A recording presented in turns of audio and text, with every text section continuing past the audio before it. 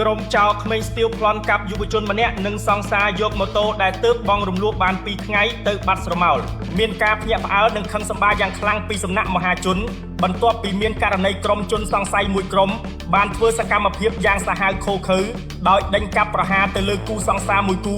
រហូតប្លន់យកម៉ូតូបានសម្រេចទាំងដែលម៉ូតូនោះទើបតែទិញបងរំលោះបានត្រឹមតែ2ថ្ងៃប៉ុណ្ណោះហេតុការណ៍នេះបានកើតឡើងនៅក្នុងភូមិសាស្ត្រសង្កាត់រកាខ្ពស់ក្រុងតាខ្មៅ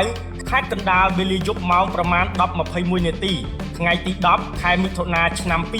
2026តាមប្រភពព័ត៌មានតាមរយៈបទសម្ភាសន៍អ្នកសារព័ត៌មាននិងជនរងគ្រោះពីកន្លែងកើតហេតុបានឲ្យដឹងថាមុនពេលកើតហេតុជនរងគ្រោះជាយុវជនម្នាក់បានបើកបរម៉ូតូឌុបមិត្តស្រីរបស់ខ្លួនធ្វើដំណើរត្រឡប់មកពីលេងសួរសុខទុក្ខមិត្តភក្តិវិញ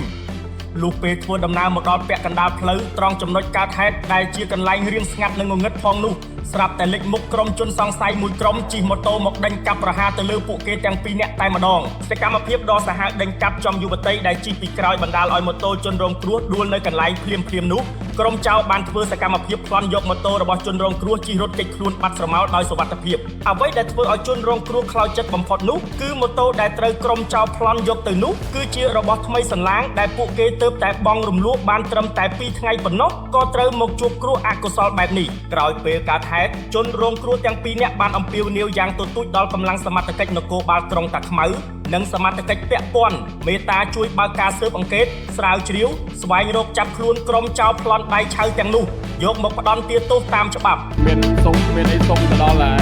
ម្ចាស់ហាងម៉ូតូបងរលសុំតែក្តីអនុគ្រោះទៅកាន់បងអូនខ្លាំងចង់សុំដែរតែមានបាន2ថ្ងៃប្រហែល2ថ្ងៃទៀតណាមានឲ្យប្នូលអីពេលទិញម៉ូតូអត់ផងនេះទិញមកឲ្យចោលប្លន់ហ្នឹងបាត់ពេលបានតែ2ថ្ងៃប្រិមិត្តបាត់លុយយកម៉ូតូគ្នាទៅបាត់ប្រិមិត្តទូចស៊ីជនអញ្ចឹងគឺសំណូមពរទៅដល់អាដាមមកស្នងការគឺអាដាម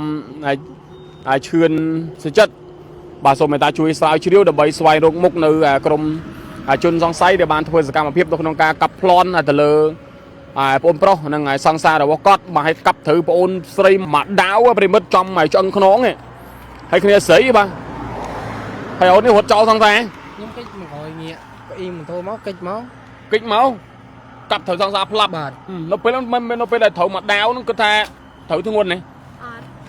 អត់ដឹងទេអាវក្រាស់ដែរអាវបានអាវក្រាស់ដែរនេះដាក់ស្ដៅក្នុងអត់សូវមុតដាវអត់សូវមុតទេនេះបែបអាវកៃឆ្នៃមកពីឯងហាត់ស្បែកគង់អី